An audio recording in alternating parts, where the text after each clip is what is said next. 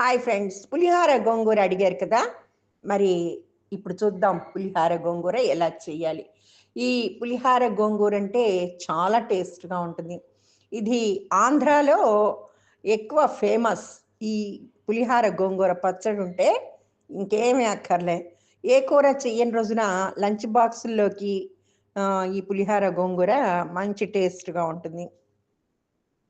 ఇక తయారు చేసే విధానం, పదార్థాలు చూద్దాం. ఇక పదార్థాల్లోకి వస్తే గోంగూర కట్టలు ఓ రెండో మూడో తీసుకోండి. శుభ్రంగా కడిగి ఆరపెట్టాలి. ఆకు మాత్రం తడి లేకుండా ఆరాలి. చక్కగా ఒక పొడి బట్టేసి దాని మీద ఒత్తేస్తే వెంటనే ఆరిపోతుంది. మీకు ఎండ తగిలే ప్రదేశం ఉంటే కనుక ఎండలో పెట్టేశారనుకో ఇంకా మంచిది. ఆకు పొడిగా ఆరిపోతుంది. ఒక నిమ్మకాయ అంత పరిమాణంలో చింతపండు, పసుపు ఒక 2 టేబుల్ స్పూన్లు, కొంచెం నూనె ఒక 2 స్పూన్లు నూనె తీసుకోండి. ఆవాలు టీ స్పూను, మెంతులు హాఫ్ టీ స్పూను, ఎండుమిరపకాయలు ఒక 5, పసుపు ఒక పావు టీ స్పూను, ఉప్పు పచ్చళ్ళలోకి సరిపడేంత. మెయిన్గా వంటలు చేసేవాళ్ళు ఉప్పు ఎంత వేయాలనేది అందాజాగా తెలిసిపోతుంది. నేనైతే అసలు స్పూన్లు కూడా ఉపయోగించను. చక్కగా చేతి కొలతే సుమారుగా వేసేస్తూ ఉంటాను. ఇక మళ్ళీ కలుపుకునే ప్రసక్తి కూడా ఉండకుండా ఒక్కోసారి సరిపోతుంది. ఇక ఉప్పు ఉప్పు చూసాం కదా, ఉప్పు ఎంత తీసుకోవాలో చెప్పాను కదా. వెల్లుల్లి రెబ్బలు కూడా ఎవరి ఇష్టం వాళ్ళది.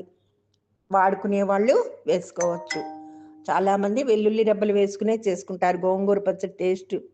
అయితే నేను ఎక్కువగా వెల్లుల్లి కూడా వెయ్యను, సాదాగానే చేసుకుంటాను. అయిపోయిందా.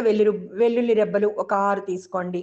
ఇక పొడిని సిద్ధం చేయడానికి ఆవాలు, మెంతులు, ఎండుమిరపకాయలను కొద్దిగా వేయించి చల్లార్చిన తర్వాత వీటిని మెత్తగా పొడి చేసుకోవాలి ఫస్ట్.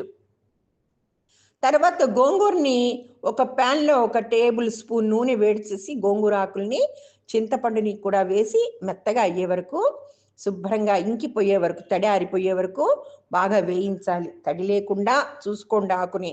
ఒకేళ తడిగా ఉంటే కనుక నీరు ఆవిరైపోయే వరకు బాగా వేయించుకోండి. తర్వాత గోంగూర మిశ్రమం చల్లారిన తర్వాత అందులో సిద్ధం చేసుకున్న పొడి పసుపు, ఉప్పు, మిగిలిన నూనె వేసి బాగా కలపండి. ఇక తర్వాత మిగిలిన నూనెలో ఆవాలు, మెంతులు, ఎండుమిరపకాయలు, వెల్లుల్లి రెబ్బలు వేసి వేయించి ఈ పోపును పచ్చళ్ళలో కలపాలి. పులిహారలో లాగా పోసినట్టు. అంతే, పులిహార గోంగూర రెడీ. వేడి వేడి అన్నంలో గోంగూర పులిహార పచ్చడిని కలిపి తింటే వావ్! స్వర్గానికి బెత్తడే. నేను రాత్రి గోంగూర పచ్చడి కూడా చేశాను, కానీ సాదాగా చేశాను అనమాట.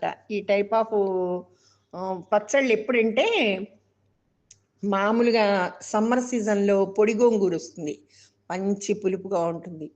ఆ గోంగూరతో పులిహార గోంగూర చేసుకుంటే నిల్వ పచ్చడిగా దాచుకోవచ్చు. Thank you very much. నా రెసిపీ నచ్చితే మరి మీ కామెంట్స్ తెలియచేయండి, నాకు ప్రోత్సాహకరంగా ఉంటుంది.